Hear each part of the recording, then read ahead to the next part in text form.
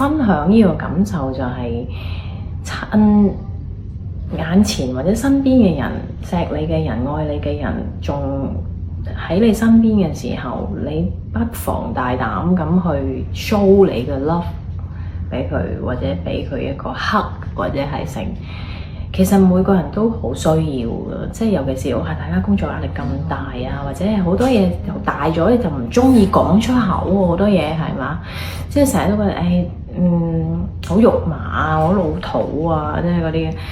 咁但係其實唔係嘅，即係越大個人，可能越少人會擁抱你。譬如女仔咁樣鼓勵啊，或者係有啲咩事發生嘅時候，都好想有一個hug啊。其實咁，所以我就係想即係大家都可以趁有機會嘅時候，咪 show 俾對方睇，你有幾重視呢個人咯。其實佢聽到亦都會好開心，同埋係真㗎嘛，你唔係假情假意，或者唔係氹佢開心啊咁樣咯。咁所以係咯，show your love。